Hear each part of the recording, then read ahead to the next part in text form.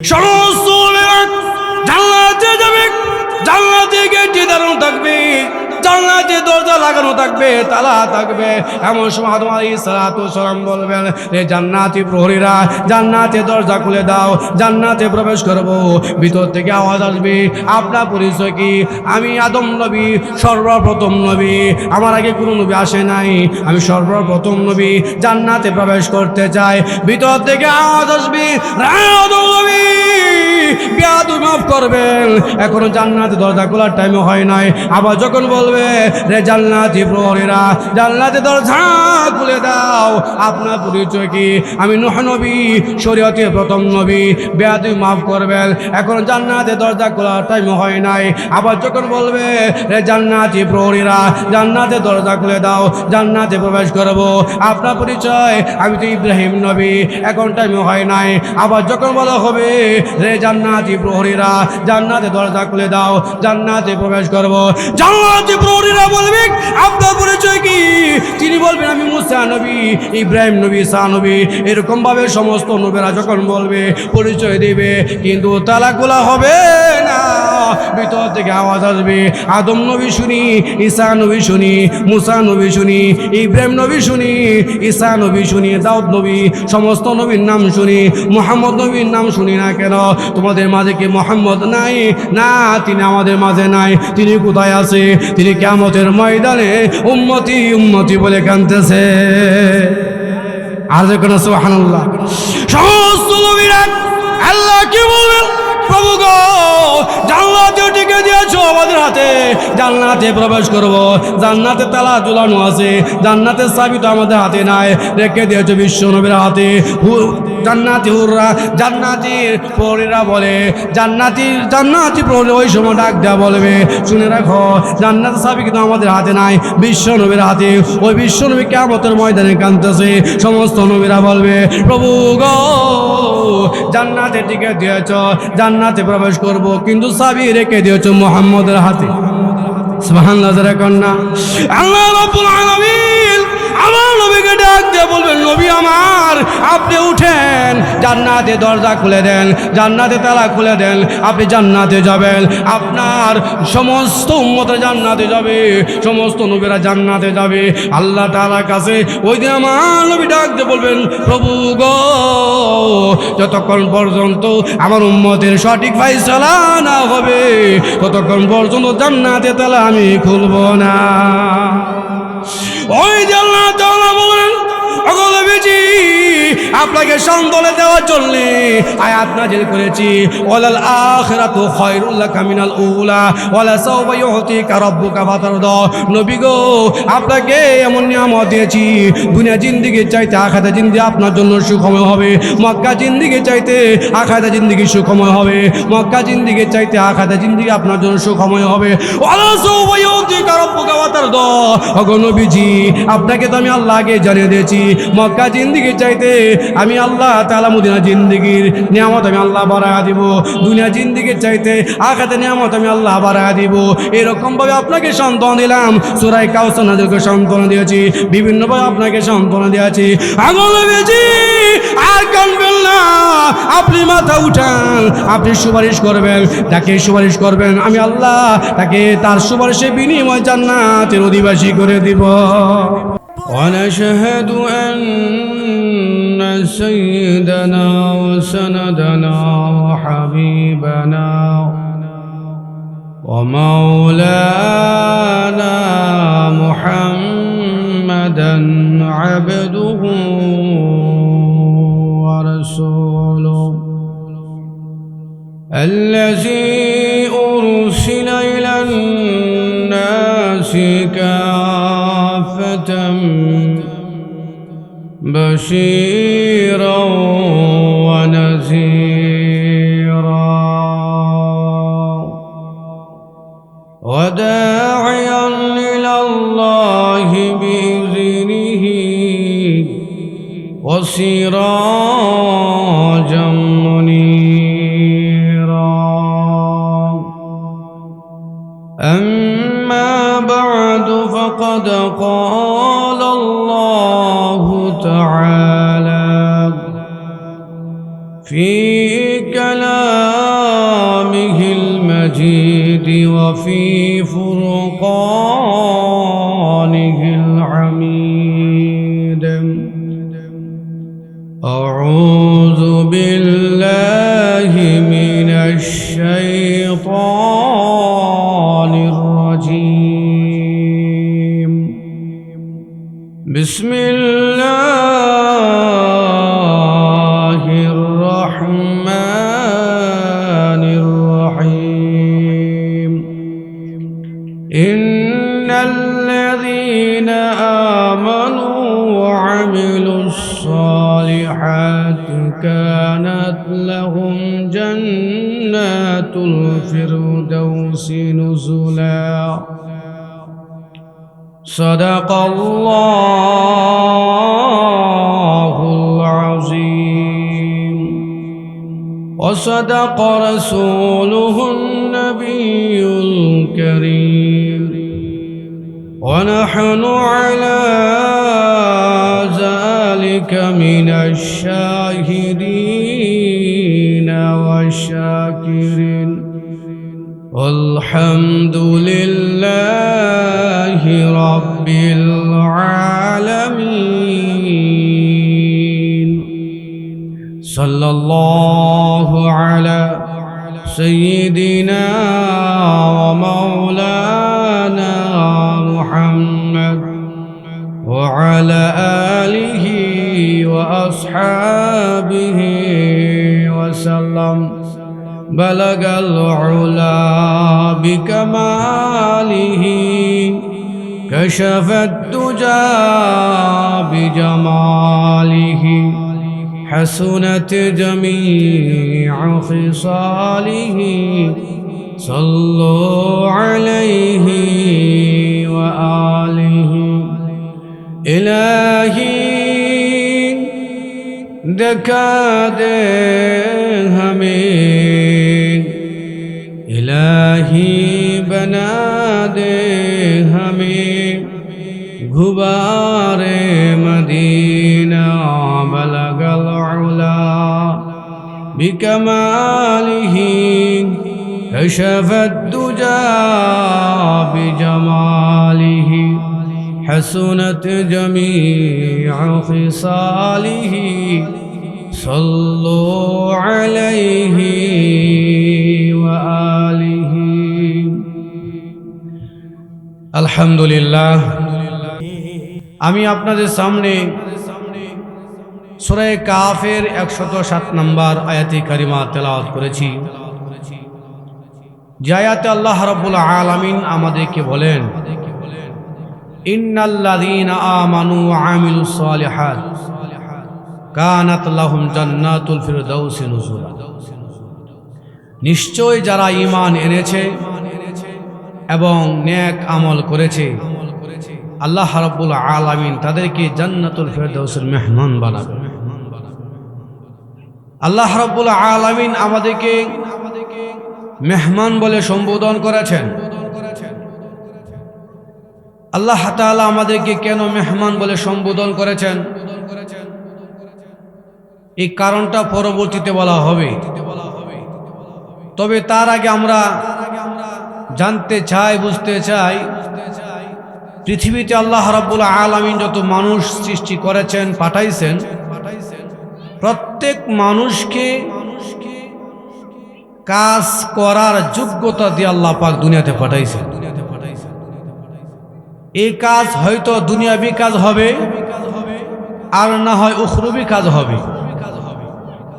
হয়তো দুনিয়ার কাজ আর না হয় আখিরাতের কাজ হবে। কোনো মানুষ যদি দুনিয়ার কাজে লিপ্ত থাকে ওই লোকটার সম্মান হয়তো কমে আর না হয় বরাবর থাকে। পক্ষান্তরে যারা আখিরাতের কাজে লিপ্ত হবে, ঈমানের উপরে মেহনত করবে, তার মূল্য, তার মর্যাদা কমেও না বরাবরও থাকে না, বরঞ্চ দিন দিন তার ইজ্জত সম্মান বাড়তেই থাকে। পৃথিবীতে কোনো মানুষ যদি জুতার কাজ করে, জুতা সেলাই করে, এই লোকটাকে আমরা মুসি হিসাবে চিনি। মুসি এমন একটি অসম্পূর্ণ মর্যাদাপূর্ণ, যার ফলে মুসিকেও যদি বলা হয় এই মুসি দিকে আসো, সে নিজেকে নিজে অনেক মানহানি মনে করে। মুসি বলে আহ্বান করলে সে নিজেও কষ্ট পায়। আমরা যখন মুসলিম বলে আহ্বান করি আমাদের কাছে মনে হয় তার দাম কম। তাহলে দুনিয়ার কিছু কাজ আছে, সে যদি ওই দুনিয়ার কাজগুলি করে তার দাম কমে, আর কিছু কাজ আছে করলে তার দাম কমেও না বাড়েও না, বরং বরাবর থাকে।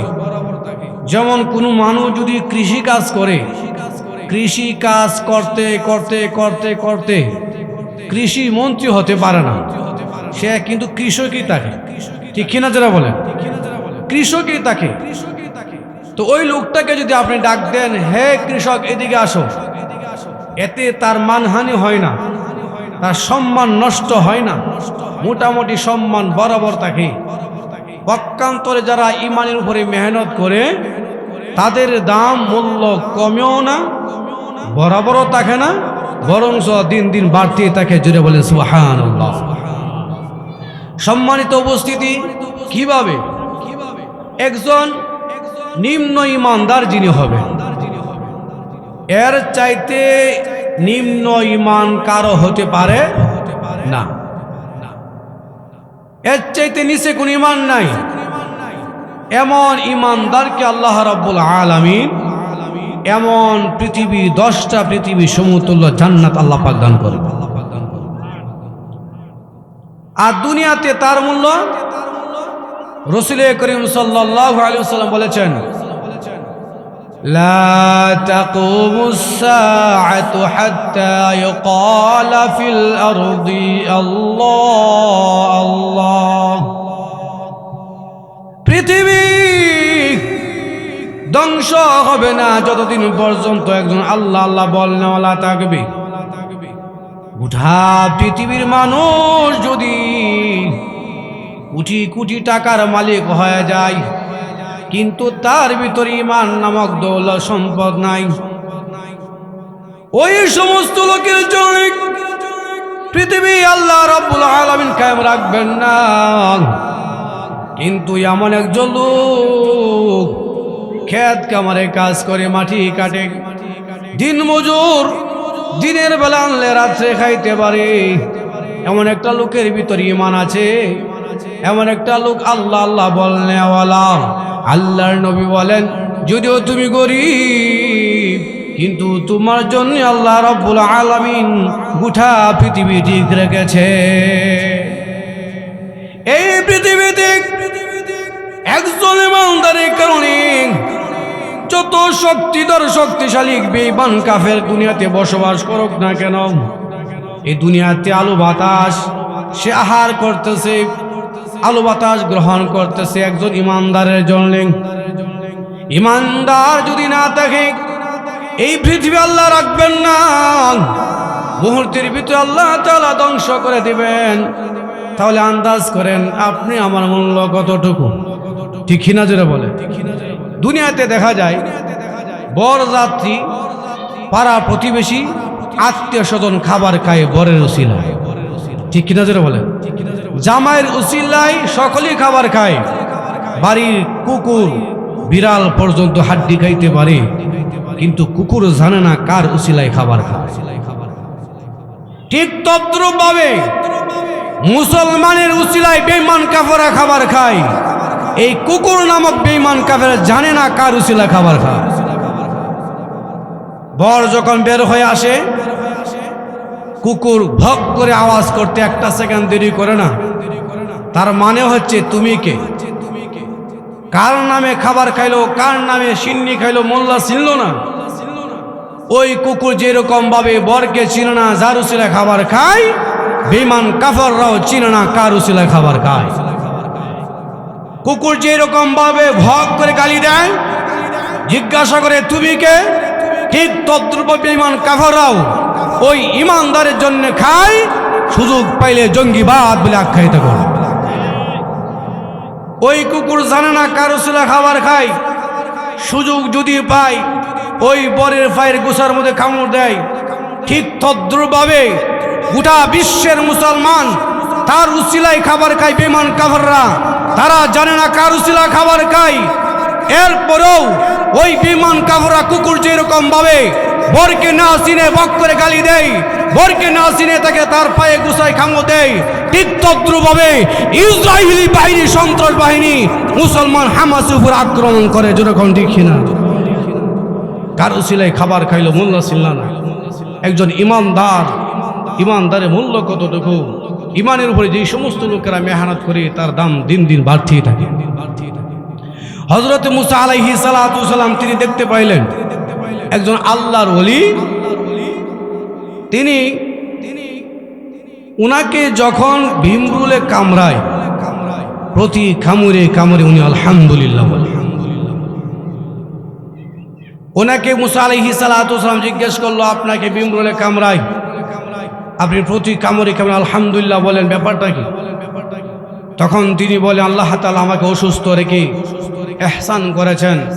অসুস্থ না হইলে বিভিন্ন গুনায় আড্ডায়খানা আমি লিপ্ত হয়ে যাইতাম, খেলায় লিপ্ত হয়ে যাইতাম, টিভি বিভিন্ন নর্তকীর নাচ গানে লিপ্ত হয়ে যাইতাম, টিভির মধ্যে লিপ্ত হয়ে যাইতাম। কিন্তু আল্লাহ তাআলা আমাকে অসুস্থ রেখে ইহসান করেছেন, ওই জাতীয় গুনাহ কাজ থেকে আল্লাহ পাক আমাকে হেফাজত করেছেন। এই জন্য আমি আলহামদুলিল্লাহ বলি। মুসা আলাইহিস সালাতু সালাম বললেন, ঠিক আছে, তাহলে আপনাকে যে ভীমরুলে কামড়ায় কতদিন পর্যন্ত? তিনি বলেন, কতদিন বলবেন না, বলেন কত বছর? মুসা আলাইহিস সালাতু সালাম বললেন, বলেন কত বছর? তিনি বলেন 400 বছর পর্যন্ত ভীমরুল আমাকে কামড়ায়, প্রতি কামড়ে কামড়ে আমি আলহামদুলিল্লাহ। সুবহানাল্লাহ। এই দৃশ্য দেখে মুসা আলাইহিস সালাতু সালাম একটু মায়া লাগলো, মহব্বত সৃষ্টি হয়ে গেল। কারণ কোনো মানুষ নেক কাজে লিপ্ত থাকে, বিপদে আসার পরেও নেক কাজ ছাড়ে না, এই লোকটার প্রতি মানুষ একটু মায়া দয়া বেশি থাকে। ঠিক কিনা যেটা বলে? মুসা আলাইহিস সালাতু সালাম তার প্রতি একটু মায়া মহব্বত দেখাইলো, বলল, তোমার কোনো চাওয়া পাওয়া আছে কিনা আমার কাছে বলো, আমার সাধ্য মোতাবেক তোমাকে দেওয়ার চেষ্টা করো। ওই আল্লাহর ওলি বলেন, আমার চাওয়া পাওয়া দুইটা। এক নাম্বার হচ্ছে মুসা নবীর সাথে আমি সাক্ষাৎ করতে চাই। কার সাথে? তার মানে মুসা নবীর সে চিনছে, চিনে নাই কিন্তু। আরেকটা চাহিদা হচ্ছে 1 গ্লাস পানি পান করতে চাই। মুসা আলাইহিস সালাতু সালাম ভাবলেন, যদি আমি পরিচয় দেই হয়তো সে পানি পান করতে পারবে না, আমার কাছ থেকে সেও যাবে না, তার কাছ থেকে আমি যাই এটাও সে ছাড়বে। মুসা আলাইহিস সালাতু সালাম বললেন, ঠিক আছে, তোমার জন্য পানি নিয়ে আসি, তুমি পানিও পাইবা, মুসা নবীর সাথে সাক্ষাৎ হবে। সুবহানাল্লাহ। মুসা আলাইহিস সালাতু সালাম চলে গেল। আসার পরে দেখে আল্লাহ রাব্বুল আলামিন ওই আল্লাহর ওলি অবস্থা কেমন করেছেন। তার পা আলাদা, মাথা আলাদা, গোটা অঙ্গ প্রত্যঙ্গ আলাদা আলাদা মাছের ভাগার মতো। মুসা আলাইহিস সালাতু সালাম আল্লাহকে বলে, আল্লাহ প্রভু, যে আল্লাহর ওলি একদিন নয়, 2 দিন নয়, 1 মাস নয়, 1 বছর নয়, দীর্ঘ 400 বছর পর্যন্ত ভীমরুলে কামড়ায়, প্রতি কামড়ে কামড়ে তিনি আলহামদুলিল্লাহ বলেন, তার সাথে আপনি এমন ব্যবহার দেখাইছেন। আল্লাহ বলেন, মুসা নবী, আমি আল্লাহ তাকে শুধরিয়ে দিয়েছি। সে একটি অপরাধ করেছে, অপরাধের কারণে আমি আল্লাহ তাকে শুধরিয়ে দিয়েছি। কি অপরাধ করেছে? জি আল্লাহর ওলি 400 বছর পর্যন্ত ভীমরুলে কামড়ায়, এরপরে জিকির বন্ধ করে না, আল্লাহ শুকরিয়া বন্ধ করে না। সে কিভাবে আপনার সাথে অপরাধ করলো, অপরাধে লিপ্ত হয়ে গেল? আল্লাহ রাব্বুল আলামিন বলেন, রে মুসা নবী, অপরাধটা হচ্ছে প্রকৃত মুমিন যারা হবে তারা কোনোদিন কোনো মাখলুকের কাছে পানি চাইতে পারে না। আমি আল্লাহ রাব্বুল আলামিন আমার বন্ধু আল্লাহর ওলিকে শুধু 1 গ্লাস পানি পান করাই নাই, শত শত লক্ষ লক্ষ গ্লাস পানি পান করাইলাম। পরিশেষে তোমার কাছে কেন পানি চাইলো? আমার কাছে ভালো লাগে নাই, এই জন্য আমি আল্লাহ তাকে অক্ষত এমন অবস্থায় রেখে দিয়েছি, তার অবস্থাটা বিগত অবস্থায় আমি আল্লাহ তাআলা রেখে দিয়েছি। 2 নম্বর হচ্ছে প্রকৃত মুমিন যে হবে সে কোনোদিন মাখলুকের তালাশ করবে না, মাখলুকের কাছে সাক্ষাৎ করার জন্য চাহিদা করবে না, সে একমাত্র আল্লাহ তাআলার কাছে সাক্ষাৎ করার জন্য তামান্না করবে। সুবহানাল্লাহ। দেখুন মুসলমান, এই জন্য আমি আল্লাহ এমন পরিস্থিতি করে তার অপরাধগুলি আমি মার্জনা করে দিয়েছি, এমন বিপদে তার অপরাধগুলি আমি মার্জনা করে দিয়েছি। মুসা নবী রে, তুমি তো এক গ্লাস পানি পান করাইবা, আমি আল্লাহ ইমানদার আল্লাহ ওলিকে আমার কাছে এনে হাউজে কাউসারে পানি পান করে দিয়েছি। আমি আল্লাহ এমন করি, আমি আল্লাহ তার আমার কাছে এনে তোমার সাথে সাক্ষাৎ করার আগে আগে আমি আল্লাহ তাআলার সাথে সাক্ষাৎ করার ব্যবস্থা করে দিয়েছি। তাহলে তার দাম বাড়ছে না কমছে? দেখলো মুসা নবীরে দেখছে আল্লাহকে, দুনিয়ার পানি পান করলো, সেই পানি পান না করে আল্লাহ পাক হাউজে কাউসারে পানি পান করে দিয়েছে। তাহলে বোঝা গেল ইমানের উপরে মেহনত করলে দাম বাড়ে না কমে? আটো জোরে বলেন। তাহলে ইমান এমন একটা বস্তু, এমন একটা সম্পদ, ইমান যদি না থাকে নবীর চাচা হইল খাতির নাই, ইমান যদি না থাকে নবীর বাবা হইল জান্নাত নাই, ইমান যদি না থাকে নবীর স্ত্রী হইল কোনো খাতির নাই, ইমান যদি না থাকে নবীর চাচা বলেন ছেলে বলেন খাতির আছে? খাতির নাই। হযরত ইব্রাহিম আলাইহিস সালাতু ওয়াস সালাম তিনার বাবার ব্যাপারে দোয়া করে, প্রভু আমার বাবা উনি তো জাহান্নামের অধিবাসী হয়ে গেছে, উনি তো কাফের, ইমান গ্রহণ করে নাই, আমার বাবাকে আপনি জান্নাতের পারমিশন দিয়া দেন। আল্লাহ রাব্বুল আলামিন বলেন, রা ইব্রাহিম নবী, আমি আল্লাহ আগে তো জানিয়ে দিয়েছি মুশরিকদেরকে আমি আল্লাহ রাব্বুল আলামিন ক্ষমা করব না। আল্লাহ তাআলা সূরা নিসা 48 নম্বর আয়াতে বলেন, ইন্নাল্লাহা লা ইয়াগফিরু আন ইউশরাকা বিহি ওয়া ইয়াগফিরু মা দুনা যালিকা লিমান ইয়াশা। মুশরিকদেরকে আমি আল্লাহ ক্ষমা করব না, ইহা ছাড়া অন্য অন্য গুনাহ আমি আল্লাহ তাআলা মাফ করতে পারি, আমি চাইলে তাকে মাফ করে দিব, কিন্তু আমি আল্লাহ তাআলার সাথে যারা শিরক করবে, আমি আল্লাহ তাআলার সাথে যারা শরীক স্থাপন করবে, আমি আল্লাহ তাকে মাফ করব না। ও ইব্রাহিম নবী, তোমার বাবা তো আমার বিরুদ্ধে অবস্থান নিয়েছে, মূর্তির বিরুদ্ধে, মূর্তির পক্ষে সে কাজ করেছে, মূর্তির পূজা করেছে, আমি আল্লাহকে মানে নাই, তোমাকে মানে নাই, সে তো শিরক করেছে, মুশরিক হয়ে গেল, আমি আল্লাহ তাকে মাফ করব না, আমি আল্লাহ তাকে জান্নাত দিব না। ইব্রাহিম আলাইহিস সালাতু ওয়াস সালাম বলেন, প্রভু গো, আপনি তো এটাও বলেছেন কোন নবীকে অপমান করবেন না, আমাকে অপমান করবেন না, তাহলে আমার বাবা যদি জাহান্নামে চলে যায় আমার তো অপমান হয়। সুবহানাল্লাহ। দেখুন রে প্রভু, আমার তো অপমান হয়। আল্লাহ বলেন না, আপনাকে অপমান করব না, আপনার বাবাকে জান্নাত দিব না। ইব্রাহিম আলাইহিস সালাতু ওয়াস সালাম বলে, এটা আবার কিভাবে হয়? অপমান করবেন না, জান্নাত দিবেন না, এটা আবার কিভাবে হয়? আল্লাহ তাআলা বলে, এই মুহূর্তে আপনাকে দেখায়া দেব। তিনি দেখতে পাইলেন জাহান্নামের ভিতরে একটা অদ্ভুত প্রাণী জ্বলতেছে। ইব্রাহিম আলাইহিস সালাতু ওয়াস সালাম আল্লাহকে বলেন, প্রভু গো, চিনতে পারি নাই, দেখা যায় অদ্ভুত প্রাণী জাহান্নামে আগুনে জ্বলতেছে, চিনতে পারি নাই। আল্লাহ রাব্বুল আলামিন ইব্রাহিম আলাইহিস সালাতু ওয়াস সালামকে ডাক দিয়ে বলে, ইব্রাহিম রে, আমি আল্লাহ তোমার বাবার সূরত পরিবর্তন করে জাহান্নামে দিয়া দিলাম, সূরত পরিবর্তন করে তোমাকে অপমান থেকে বাঁচাইলাম, এমনকি আমি আল্লাহ ঘোষণা দিয়েছি কোন কাফেরকে আমি আল্লাহ জান্নাত দিব না, তোমার বাবাকে জাহান্নামে জ্বালাইয়া আমার ওই ঘোষণা ঠিক রাখলাম। সুবহানাল্লাহ। দেখুন তাহলে ইমান যদি না থাকে, নবীর চাচা হইলে কোনো খাতির নাই। যেমন দেখা যায় আমার নবীর চাচা আবু তালেব ছিল, ঠিকই না জোরে বলেন? আবু তালেব কি পরিমাণ আমার নবীকে মহব্বত করছেন, কি পরিমাণ সেফটি দিয়েছেন। বেঈমান কাফাররা দেখতে পাইল আবু তালেব অসুস্থ, এখন তারা চিন্তা করে যদি মুহাম্মদের উপর আক্রমণ করি তাহলে আবু তালেব সে সুস্থ হইয়া আমাদেরকে 12টা বাজাইব। এমন ভয় করতো আবু তালেবকে, এমন মহাব্বত করতো আবু তালেব মুহাম্মদকে। একদিন বেঈমান কাফের আবু তালেবের কাছে আসছে, এসে বলতেছে, তোমার ভাতিজা মুহাম্মদ আমাদের মূর্তির বিরুদ্ধে কথা বলে, আমাদের বিরুদ্ধে মন্দচারিতা করে। তোমার ভাতিজাকে সাবধান করে দিও, সে যেন আমাদের মূর্তির বিরুদ্ধে কথা না বলে, আমাদের বিরুদ্ধে কথা না বলে। তুমি যদি বিচার না করে, বিচার আমরা নিজেরা করব। জুড়ে বলেন নাউজুবিল্লাহ। ওনারা চলে গেল, নবীজি বাড়িতে আসছেন।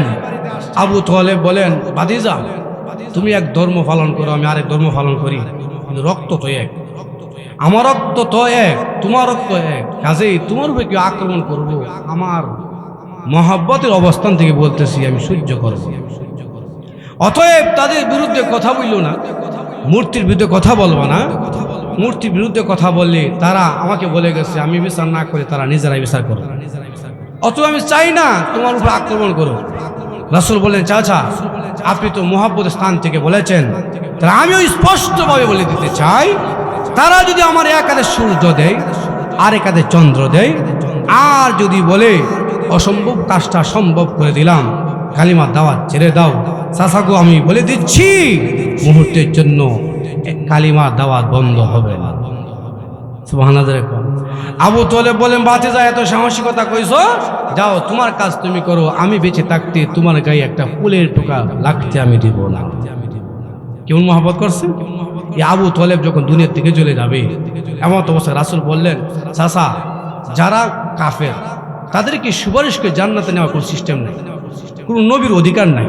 আপনি তো কাফের, আপনাকে মহব্বত করি, কাজেই আপনাকে আমি নিতে পারবো না জান্নাতে। যদি পরে লা ইলাহা ইল্লাল্লাহু মুহাম্মাদুর রাসূলুল্লাহ, তাহলে আপনাকে সুপারিশ করে জান্নাতে নিতে পারবো, আপনি কালিমাটা গ্রহণ করেন। তিনি বলেন, এতদিন কালিমা গ্রহণ করছি না, এখন যদি কালিমা গ্রহণ করি মানুষকে বৈধ হওয়া, বাতিজা মুরিদ হয়েছে। ঠিক কিনা যারা বলেন, বাতিজার কি হয়েছে? মানুষ বৎসনা দিবে, অতএব আমি এই বৎসনা গ্রহণ করতে পারবো না, শুনতে পারবো না, আমি ইমানও গ্রহণ করতে পারবো না। নাউজুবিল্লাহ। ইমান গ্রহণ করলো না।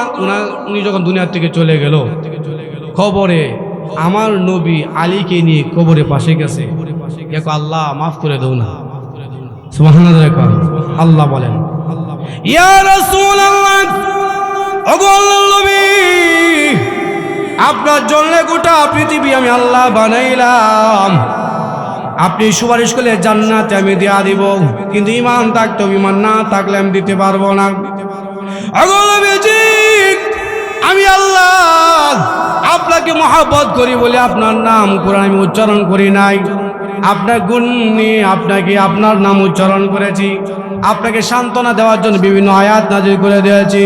নবী গো, আপনি চাচার জন্য যতই দোয়া করেন আমি আল্লাহ ঘোষণা দিয়েছি যারা শিরিক করবে তাদেরকে মাফ করব না। আল্লাহ তো আয়াত নাযিল করে বলেন, মা কানা লিন-নবী ওয়াল্লাযীনা আমানু আইয়াস্তাগফিরু লিল মুশরিকিন। যারা বেঈমান কাফের দুনিয়ার থেকে চলে গেছে, মুশরিক, তাদের জন্য কোনো নবীর জন্য শুভনীয় নয়, কোনো ঈমানদারের জন্য শুভনীয় নয় তাদের জন্য দোয়া করা। ঠিক কিনা যারা বলে। তাহলে মহব্বত করছে, রাসূলও করছে, আবু তালেবও করছে, কিন্তু ঈমান না থাকার কারণে মাফ পাওয়ার কোনো সুযোগ আছে? কোনো সুযোগ নাই। এরকম ভাবে নূহ আলাইহিস সালাতু ওয়াসালামের ছেলে কেনান কাফের, লূত আলাইহিস সালাতু ওয়াসালামের স্ত্রী কাফের, এরকম ভাবে নবীর চাচা, নবীর ছেলে, নবীর বাবা, নবীর দাদা, 14 গোষ্ঠী যদি বেঈমান থাকে, ওই লোকটা কোনোদিন জান্নাতে যাইতে পারবে না। ভাইরা আমার লক্ষ্য করে দেখেন, কিন্তু একজন গোলাম কৃতদাস বেলাল রাদিয়াল্লাহু আনহু কালো ছিল, কিন্তু ঈমান থাকার কারণে তার দাম বাড়ছে না কমছে?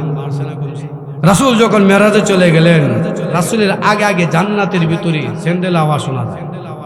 রাসূল বলেন, জিবরাইল কিসের আওয়াজ শোনা যায়? জিবরাইল বলে, ওগো নবীজি, আপনার বেলাল মদিনাতে হাঁটে, হাঁটার আওয়াজ জান্নাতের ভিতরে।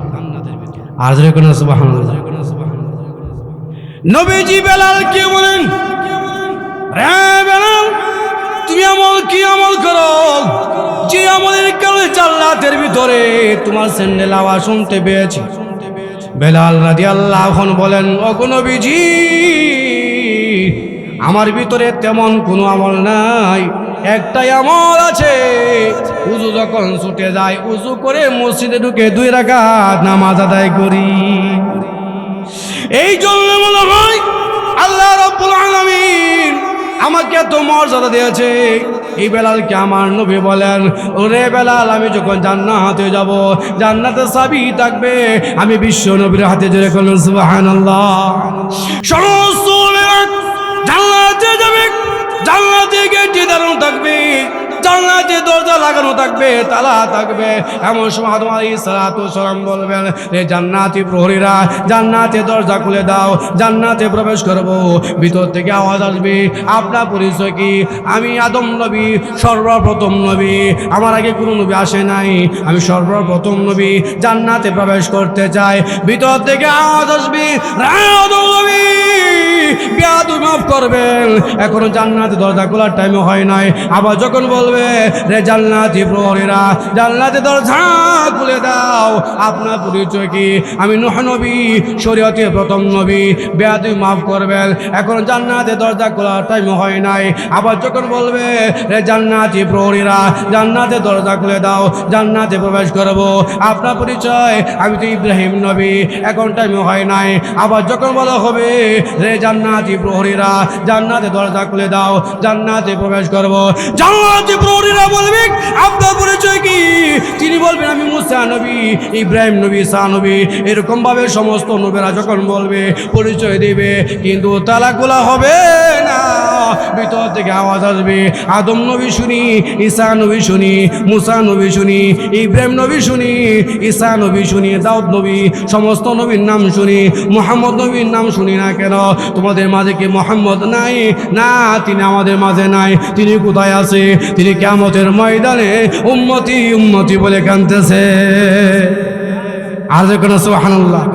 সমস্ত নবীরা আল্লাহ কি বলবেন, প্রভু গো, জান্নাতে টিকে দিয়েছো আমাদের হাতে, জান্নাতে প্রবেশ করব, জান্নাতে তালা ঝুলানো আছে, জান্নাতের চাবি তো আমাদের হাতে নাই, রেখে দিয়েছো বিশ্ব নবীর হাতে। জান্নাতি হুররা, জান্নাতির প্রহরীরা বলে, জান্নাতি প্রহরী ওই সময় ডাক দেওয়া বলবে, শুনে রাখো, জান্নাতের চাবি কিন্তু আমাদের হাতে নাই, বিশ্ব নবীর হাতে। ওই বিশ্ব নবী কিয়ামতের ময়দানে কাঁদতেছে। সমস্ত নবীরা বলবে, প্রভু গো, জান্নাতে টিকে দিয়েছ, জান্নাতে প্রবেশ করব, কিন্তু চাবি রেখে দিয়েছো মুহাম্মদের হাতে। সুবহানাল্লাহ, যারা কন্যা আল্লাহ রাব্বুল আলামিন আমার নবীকে ডাক দিয়ে বলবেন, নবী আমার, আপনি উঠেন, জান্নাতে দরজা খুলে দেন, জান্নাতে তালা খুলে দেন, আপনি জান্নাতে যাবেন, আপনার সমস্ত উম্মতরা জান্নাতে যাবে, সমস্ত নবীরা জান্নাতে যাবে আল্লাহ তাআলার কাছে। ওই দিন আমার নবী ডাক দিয়ে বলবেন, প্রভু গো, যতক্ষণ পর্যন্ত আমার উম্মতের সঠিক ফায়সালা না হবে, ততক্ষণ পর্যন্ত জান্নাতে তালা আমি খুলব না। ওই যে আল্লাহ তাআলা বলেন, ওগো নবীজি, আপনাকে সান্ত্বনা দেওয়ার জন্য আয়াত নাযিল করেছি, ওয়ালাল আখিরাতু খায়রুল লাকা মিনাল উলা ওয়ালা সাওফা ইউতিকা রাব্বুকা ফাতারদা। নবী গো, আপনাকে এমন নিয়ামত দিয়েছি, দুনিয়া জিন্দেগির চাইতে আখিরাতের জিন্দেগি আপনার জন্য সুখময় হবে, মক্কা জিন্দেগির চাইতে আখিরাতের জিন্দেগি সুখময় হবে, মক্কা জিন্দেগির চাইতে আখিরাতের জিন্দেগি আপনার জন্য সুখময় হবে। ওয়ালা সাওফা ইউতিকা রাব্বুকা ফাতারদা। ওগো নবীজি, আপনাকে তো আমি আল্লাহ আগে জানিয়ে দিয়েছি, মক্কা জিন্দেগির চাইতে আমি আল্লাহ তাআলা মদিনা জিন্দেগির নিয়ামত আমি আল্লাহ বাড়ায়া দিব, দুনিয়া জিন্দেগির চাইতে আখিরাতের নিয়ামত আমি আল্লাহ বাড়ায়া দিব। এরকম ভাবে আপনাকে সান্ত্বনা দিলাম, সূরা কাউসার নাযিলকে সান্ত্বনা দিয়েছি, বিভিন্ন ভাবে আপনাকে সান্ত্বনা দিয়েছি। আগল নবীজি, আর কাঁদবেন না, আপনি মাথা উঠান, আপনি সুপারিশ করবেন, তাকে সুপারিশ করবেন, আমি আল্লাহ তাকে তার সুপারিশের বিনিময়ে জান্নাতের অধিবাসী করে দিব। আর কোন সুবহানাল্লাহ। আমার সান্ত্বনা পেয়ে গেলেন, নবীজি জান্নাতে তালা যখন খুলবেন, জান্নাতে প্রবেশ করবে, আমার নবী বেলালকে বল, বেলাল রে, আমি যেই জান্নাতে প্রবেশ করব, যে উটের বারণ করব, উটটা কোন গুস্তে মাংসে তৈরি হবে না, জবরদস্ত পাথর তৈরি হবে, কালার হবে সবুজ কালার, ডান পাশে থাকবে আবু বকর, বাম পাশে থাকবে ওমর, আমি ওই উটের বারণ করব, আর তুমি বেলাল লাগাম ধরে ধরে আল্লাহর তৈরি জান্নাতে তুমি প্রবেশ করবে। তাহলে আল্লাহ তাআলা কেমন মান ইজ্জত বাড়ায় দিছে ইমানের উপরে মেহনত করার কারণে, ঠিক না? জোরে বলেন। তাহলে আল্লাহ বলেছে, ইন্নাল্লাযীনা আমানু ওয়া আমিলুস সালিহাত নিশ্চয় যারা ঈমান আনছে নেক আমল করছে কানাত লাহুম জান্নাতুল ফিরদাউসি নুজুলা, আল্লাহ বলেন তাদেরকে আমি জান্নাতুল ফিরদাউসের মেহমান বানাবো। আজরে কেন সুবহানাল্লাহ। ও আমার ভাইরা লক্ষ্য করে দেখেন, সাদ ইবনে আবি ওয়াক্কাস রাদিয়াল্লাহু আনহু উনি কালিমা পড়ে মুসলমান হয়ে গেলেন। এমত অবস্থায় তার মা বলে, কি রে তুই কালিমা পড়ে মুসলমান হয়ে গেলি, ব্যাপারটা কি আমার কাছে পরামর্শ করলি না? সুবহানাল্লাহ, নাউজুবিল্লাহ জোরে কর না। আরে তুই কেন কালিমা গ্রহণ করলে? যা কালিমা ফেরত দে মুহাম্মদের কাছে, যার কাছ থেকে কালিমা নিয়ে আসছো কালিমা দিয়া দাও, ইসলাম ত্যাগ করো। আর নয় আমি তোমার মা না খাইয়া মৃত্যুবরণ করবো, মানুষেরা তোমাকে মা হত্যাকারী বলে বদনাম করবে। আর জোরে নাউজুবিল্লাহ। মা ঘোষণা দিলেন, একদিন হয়ে গেল, 2 দিন হয়ে গেল, 3 দিন হয়ে গেল, সে এত খাবার খায় না, শরীরটা দুর্বল হয়ে গেছে, নিস্তেজ হয়ে গেছে। সাদ ইবনে আবি ওয়াক্কাস রাদিয়াল্লাহু আনহু চিন্তায় পড়ে গেল, আরে নতুন মুসলমান হইলাম, আমার তো আয়াত জানা নাই, হাদিস জানা নাই, কিভাবে আমার মাকে বুঝাবো আমি যে কালিমা ছাড়বো না? কিন্তু আল্লাহ রাব্বুল আলামিন তার ভিতরে একটি বুদ্ধি দিয়েছে। এমন সময় মাকে ডাক দিল, মাগো আপনার কাছে একটা কথা বলতে চাই। জি বাবা বলো। আপনার কানে কানে বলতে চাই।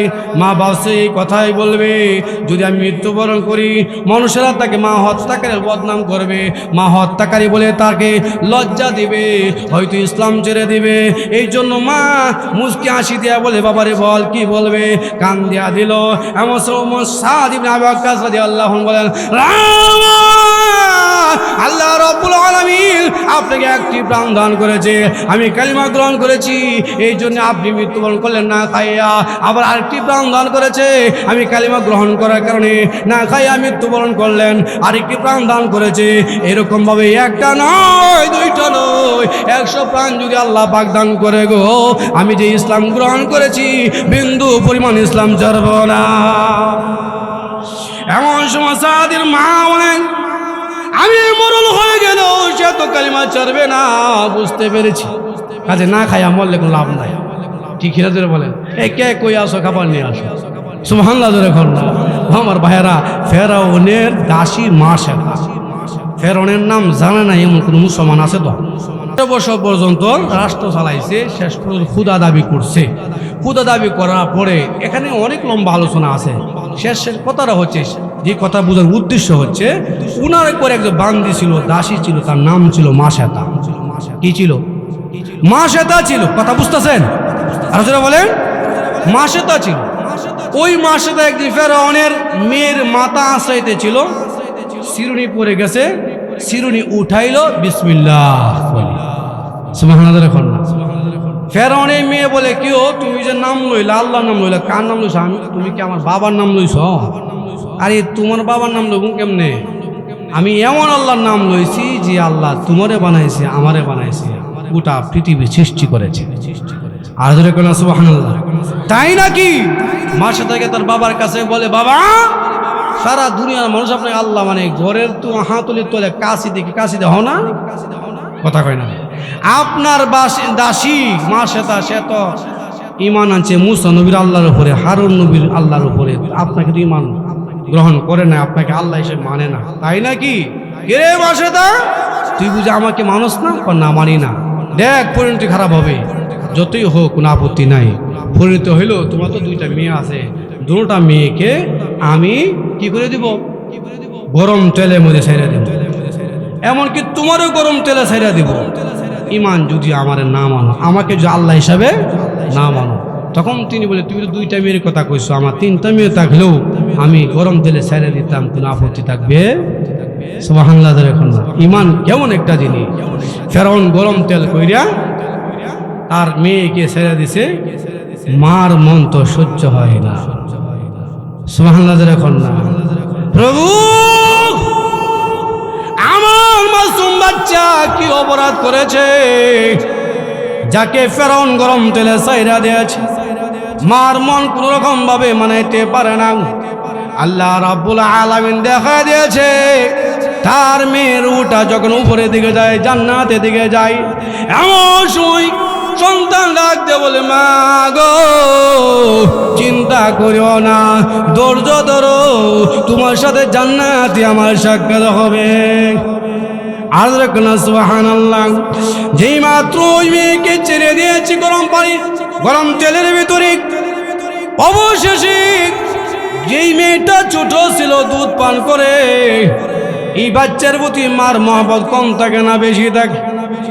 অন্য অন্য সন্তানের প্রতি মার এত দরদ থাকে না, এত মায়া মহব্বত থাকে না। যেই বাচ্চা সবে মাত্র দুধ পান করে, এই বাচ্চার প্রতি মা যে কি মহব্বত। ওই বাচ্চাটাকে কোল থেকে ফেরাউন টেনে যখন গরম তেলে ছেড়ে দিয়েছে, ওই মা ডাকতে বলে, প্রভু গো আমার শিশু মাসুম বাচ্চার তো কোনো অপরাধ নাই, সে যে এত কষ্ট করতে গরম তেলের ভিতরে আছে, আমার তো সহ্য হয় না। ওই সন্তান ডাকতে বলে, মা গো চিন্তা করো না, তোমার সাথে আমার জান্নাতে সাক্ষাৎ হবে। এইরকম ভাবে ফেরাউন মার সাথে দাসী কেউ গরম তেলে ছেড়ে দিয়েছি। ভাইরা আমার লক্ষ্য করে দেখেন, তার আগে ওই মাসে তার ফেরাউনের কাছে বলছিল, তুমি আমাকে শহীদ করতে পারো, আমার সন্তানকে শহীদ করতে পারো, আমার কোনো আপত্তি নাই, তবে আমার একটা অনুরোধ তোমার মানতে হবে। কি অনুরোধ? আমার সন্তানের হাড্ডি সহ আমার হাড্ডি সহ একটি জায়গায় কবর দিয়ে দিও। তার কথা অনুযায়ী যখন কবর দেওয়া হয়েছে, আমার নবী যখন মেরাজে যায়, এই ঘটনার আরো 2000 বছর পরে, সুবহানাল্লাহ এখন না, আরো 2000 বছর পরে নবীজি যখন মেরাজে যায়, জান্নাতে সুগ্রাম পায়, আমার নবী জিবরাইলকে বলে, রে জিবরাইল এখন কি জান্নাতের কাছে এসে পড়লাম কিনা? ওগো নবীজি না, জান্নাত তো বহু দূরে, অনেক দূর, তাহলে জান্নাতে সুগ্রাম পাইতেছি। তখন তিনি বলেন, ওগো নবীজি লম্বা ঘটনা বলার টাইম নাই, আমরা যাইতে চাই, মেরাজে যাইতে চাই, আল্লাহর সাথে আপনার সাক্ষাৎ হবে। আল্লাহ বলেন, জিবরাইল রে আমার নবী মেহমান যা বলে তাই করতে হবে, ঘটনা তুমি ব্যক্ত করে দাও। ঘটনা হলো, ফেরাউনের একজন বাদী ছিল, দাসী ছিল মা শেতান। ওই মা শেতান সহ তার 2 কন্যা সহ তেলের মধ্যে ছাইরা দিয়েছে, গরম তেলে ছাইরা দিয়েছে। ওই হাড্ডিগুলিকে একত্রিত করে কবর দেওয়া হয়েছে। ওই কবর থেকে মেশকে আম্বরে সুগন্ধ আসতেছে। আর কোন সুবহানাল্লাহ। ও আমার ভাইরা, এই যে মা শেতার এই অবস্থা দেখে বিবি আসিয়া ছিল, বিবি আসিয়া যে আল্লাহর জন্য সন্তানকে বিসর্জন করে দিছে, যে আল্লাহর জন্য নিজের শহীদ হয়ে গেছে, ওইটাই তো সঠিক আল্লাহ। সাথে সাথে কালিমা পড়ে মুসলমান হয়ে গেছে। আর ধরে কোন সুবহানাল্লাহ, সাথে সাথে মুসলমান হয়ে গেছে। যখন মুসলমান হয়ে গেল, লম্বা আলোচনা ওইদিকে যাবো না, সময় শর্ট। মুসলমান হয়ে যাওয়ার পরে ফেরাউন কয়, কিরে তুই মুসলমান হয়ে গেলে আমাকে আল্লাহ মানবে না? মানবো না। কেন মানবে না? আমার আল্লাহ পূর্ব দিক থেকে সূর্য উঠাইয়া পশ্চিম দিকে নিয়ে যায়, যদি পারো পশ্চিম দিক থেকে উঠায় দেখায় যাও। রাগ কমছে না বাড়ছে? এই রাগে কয়, হেরা তো তিলে তিলে মারতুই। শেষ পর্যন্ত ওনাকে তক্তার উপরে শোয়া ফেরেক মেরে দিয়েছে, তক্তার উপরে দাঁড় করে দিয়েছে, তিলে তিলে মারবে। এমন কি বলছে, পা থেকে মাথা পর্যন্ত চামড়া ছাগলের মতো ছিলে লাউ। আর জোরে কেন নাউজুবিল্লাহ। যে মাত্র পা থেকে নিয়ে মাথা পর্যন্ত চামড়াগুলি ছিলে ফেলা হচ্ছে, এমন সময় বিবি আসে 2 টুট নাড়ায়, আর কি জানি বলে। আল্লাহ বলেন, জিবরাইল যা আমার বান্দির কাছে যা, আমার বান্দি কি জানে বলতে চায় আল্লাহ তো জানে। এরপর জিবরাইল আলাইহিস সালাতু সালামকে পাঠাইলেন। জিবরাইল আলাইহিস সালাতু সালাম আসলেন, যখন শুনতে পাইলেন আল্লাহকে বললেন, প্রভু গো আপনার বান্দি চাই, আমি শহীদ হয়ে যাব, কোনো আপত্তি নাই, তবে আমি যখন দুনিয়া থেকে চলে যাব এমন জায়গায় রাখবেন যে জায়গা রাখলে পরে আপনাকে দেখা যায়। আর ধরে কন্যা সুবহানাল্লাহ। যে আসিয়া বাসি সাইরা দেয়া নির্যাতিত হয়েছে, যে আসিয়া আরামের বিছনা ত্যাগ করে আমাকে রাজি খুশি করার জন্যে শহীদি তামান্না গ্রহণ করেছে, যা আমি আল্লাহ ঘোষণা দিলাম জান্নাতুল ফেরদাউসটা তার সামনে তুলে দাও। তাড়াতাড়ি যাও আমার বান্দির সামনে তুলে ধরো। যেই মতো তুলে ধরছে আর বলছে আসিয়া চিন্তা করো না, মরতে দেরি হবে, ওই জান্নাতে যাইতে একটা সেকেন্ড দেরি হবে না, সেখান থেকে আল্লাহকে দেখতে পাইবা। জান্নাতুল ফেরদাউস এমন একটি জান্নাতুল ফেরদাউস যার উপরে আল্লাহর আরো জোরে কোন সুবহানাল্লাহ। সেখান থেকে আল্লাহ রাব্বুল আলামিনকে দেখতে পারবা। আল্লাহ রাব্বুল আলামিন তার আবদার পূরণ করেছে। এমন কি ইমানদার যখন দুনিয়া থেকে চলে যায় ওই সময় আল্লাহ তাআলা তাকে জান্নাতের সুসংবাদ দেয়, ওয়া বিশিরু বিল জান্নাতিল্লাতী কুনতুম তুআদুন। ইমানদারের সামনে জান্নাত তুলে ধরে সুসংবাদ দেয়। ওই সময় লোকটা ইমানদারের ভিতর থেকে রুটা বের হওয়ার জন্য চটপট করে জান্নাতে যাওয়ার জন্য, যেই রকম ভাবে একটা পাখি পিঞ্জরার ভিতর থেকে বের হওয়ার জন্য চটপট করে, ওই রকম ভাবে ইমানদারের ভিতর থেকে চটপট করে বের হওয়ার জন্য রোহটা ওই সময় তাকে ইঙ্গিতে বলা হয়, ইনডাইরেক্ট বলা হয়, তুমি যে জান্নাতে চলে যাইবা, তোমার বাবা তো সন্তান হারা হয়ে যাবে, কোনো আপত্তি নাই। তুমি জান্নাতে চলে গেলে তোমার ছেলে তো বাবা হারা হয়ে যাবে, এতিম হয়ে যাবে, কোনো আপত্তি নাই। তুমি দুনিয়ার থেকে চলে গেলে তোমার স্ত্রী তো বিধবা হয়ে যাবে, কোনো আপত্তি নাই। তোমার পাড়া প্রতিবেশী আত্মীয় স্বজন তোমার জন্য কান্নাকাটি করবে, কোনো আপত্তি নাই। আমাকে সুযোগ দাও, ওই যে দেখা যায় জান্নাত, আমি জান্নাতে প্রবেশ করতে চাই। তাহলে ইমানদারকে আল্লাহ তাআলা এরকম ভাবে কি দেয়? কথা বলেন। ইমানদারকে জান্নাত তুলে ধরে। ইমানটা কতটুকু মূল্য, ঠিক কিনা জুড়ে বলেন? ইমানটা কতটুকু মূল্য? ভাইরা আমার লক্ষ্য করে দেখেন, এই ইমান নেক আমল নিয়ে যে যাইতে পারি, আল্লাহ বলেছে কানাত লাহুম জান্নাতুল ফিরদাউসি নুজুলা, জান্নাতের মেহমান বানাবে, জান্নাতুল ফিরদাউসের মেহমান। আমলটা কি? আয়েশা সিদ্দিকা রাদিয়াল্লাহু আনহা নবীজিকে বললেন, ওগো নবীজি, আসমানে তারকাগুলো দেখা যায়, এই পরিমাণ কারণ নেক আমল হবে কিনা? রাসূল বললেন উমরের হবে। সুবহানাল্লাহ। এখন না কার হবে? উমরের হবে। আম্মা আয়েশা সিদ্দিকার মনটা মলিন হয়ে গেল, চেহারা মলিন হয়ে গেল। ভাবছিলাম আমার আব্বার কথা বলবি, কিন্তু বলতেছে কার কথা?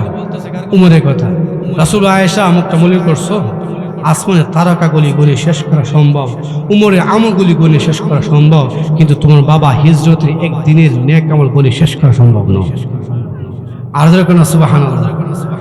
এই লোকটি যখন জান্নাতে প্রবেশ হতো, আল্লাহ রাসূল বলেন আমি পরিবারকে চিনি, 14 গোষ্ঠী সহ চিনি। ওই লোকটার জন্য 8টা দরজা থেকে বলতেছে জান্নাতের ভিতরে আসো, ওয়েলকাম, স্বাগতম। সেই লোকটা হচ্ছে আবু বকর। সুবহানাল্লাহ। এখন না রাসূল জান্নাতে গেলেন, গিয়া দেখে সুন্দর একটা বিল্ডিং বালাখানা দেখা যায়, আকর্ষণ হয়ে গেল। রাসূল ভাবলেন মনে হয় এটা আমার। কেউ জান্নাতটা কার? কুরাইশ এক লোকের। আমি তো কুরাইশি। কোন না একজন যুবকের। রাসূল আমি তো যুবক, আনা শাবাব, আমি তো যুবক। কোন না এমন একটা লোক, এই লোকটা আমনে না। রাসূল বললেন ঘোষণা হয়েছে নি, যেই দিন আল্লাহ তাআলা বালাখানা সৃষ্টি করছে ওই দিন ঘোষণা করছে এই ঘরটা হইল উমরের। আর আসতে কিনা সুবহানাল্লাহ। তাহলে ইমানদারের জন্য জান্নাত কি আল্লাহ পাক রাখছেন। আল্লাহ রাসূল বলেন, হাদিসে কুদসিতে এসেছে, যেটা হাদিসে আছে আল্লাহর কথা, তাকে হাদিস কুদসি বলে। আল্লাহ তাআলা বলেছেন, আ'দাতু লিইবাদিয়াস সালিহিন মা লা আইনু রাআত ওয়ালা উযনু সামিআত ওয়ালা খাতার আলা কলবি বাশার।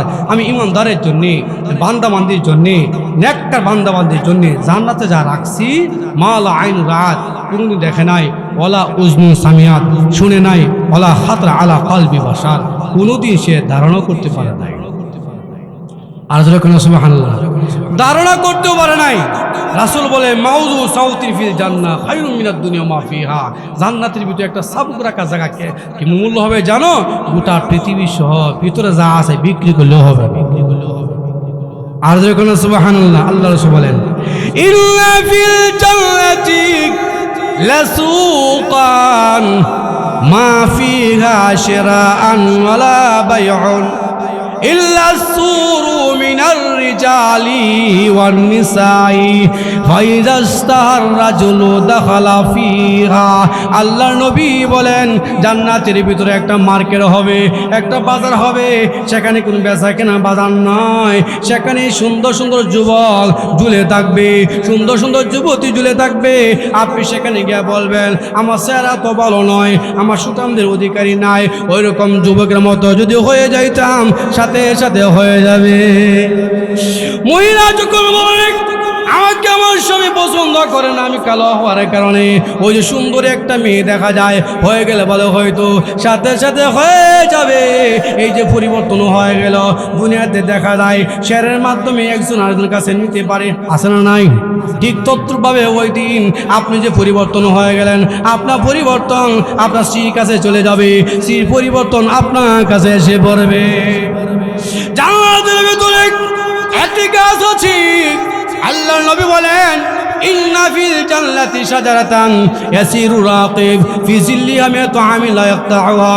আল্লাহর নবী বলেন জান্নাতের ভিতরে এমন একটা গাছ আছে যে গাছটার ছায়া অতিক্রম করার জন্য 100 বছর পর্যন্ত যদি ভ্রমণ করে এরপরে গাছের ছায়া শেষ হবে না।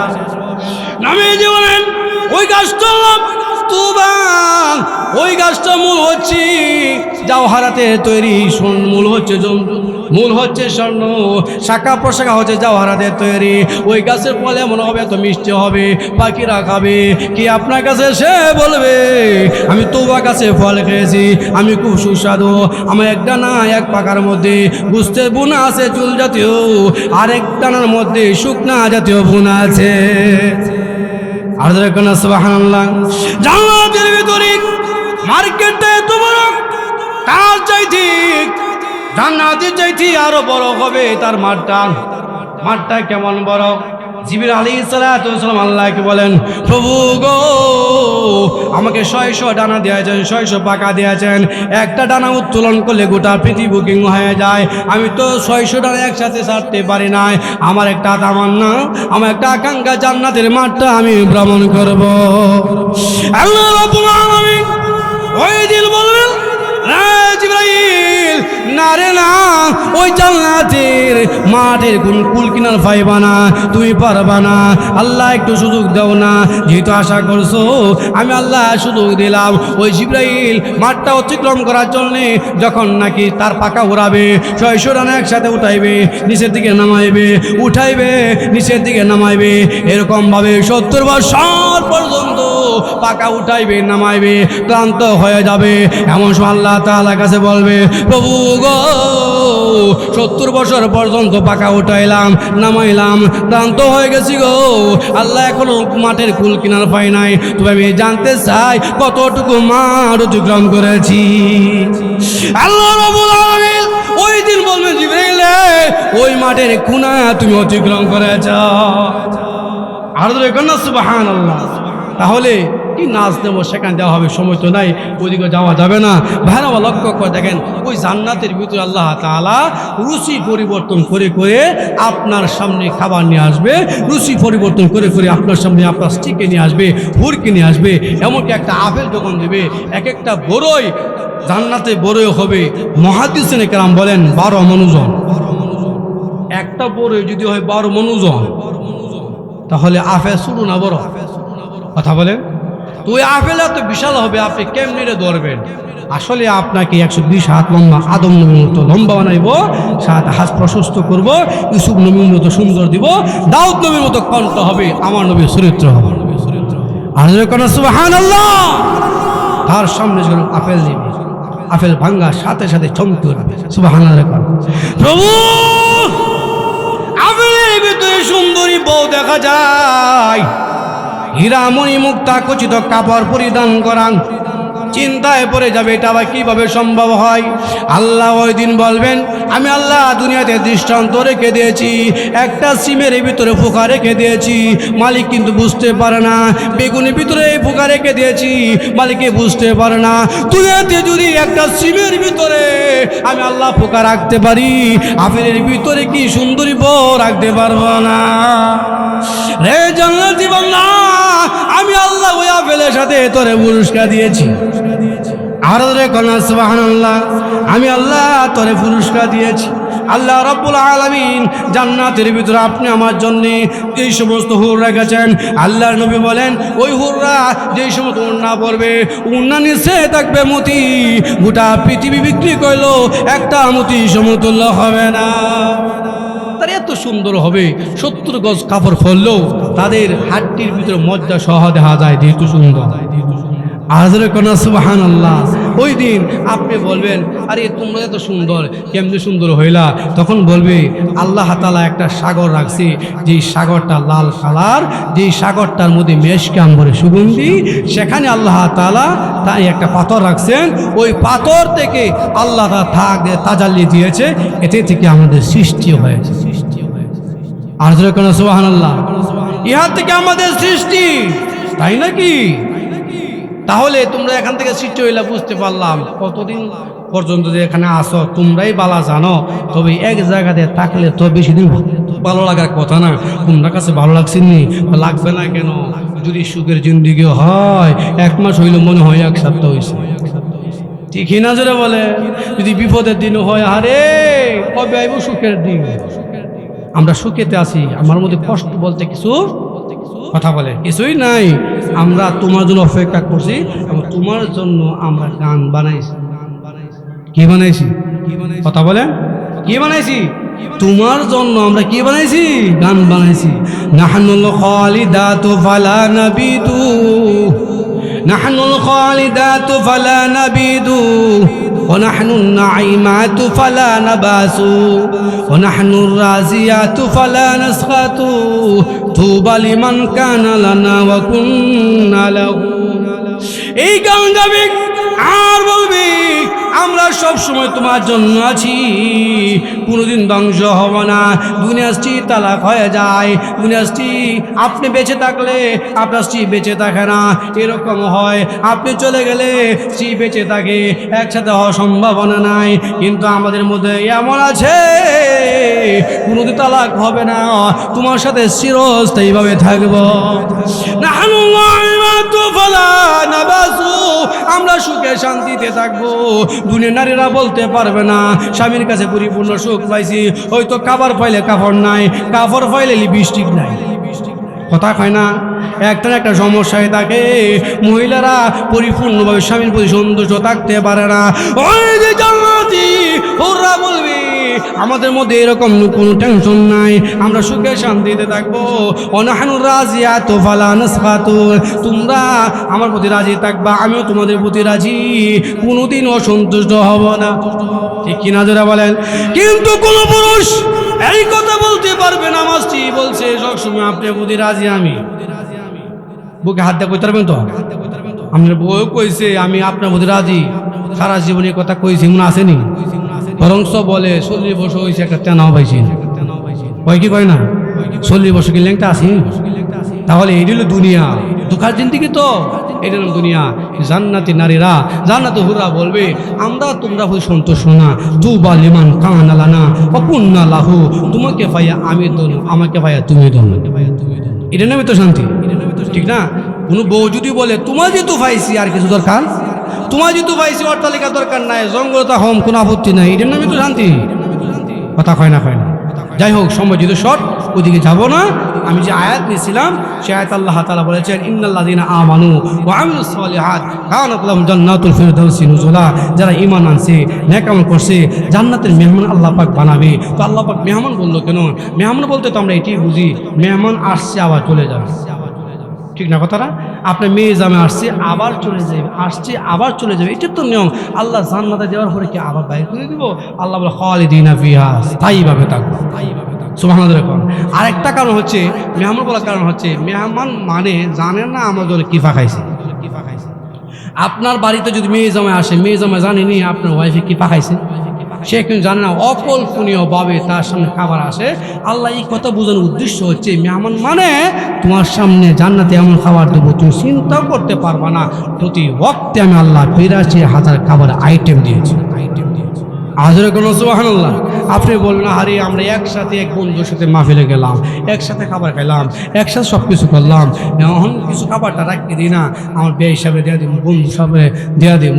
আল্লাহ রাখার দরকার নাই, তোমার বন্ধু আসতে দেরি হবে, 82,000 খাবারের আইটেম দিতে দেরি করবো না। আর যখন সুবহানাল্লাহ, এই নাজ নেমাত পাইতে হইলে ইমান টাকা দরকার আছে না নাই? নেক আমল টাকা দরকার আছে না নাই?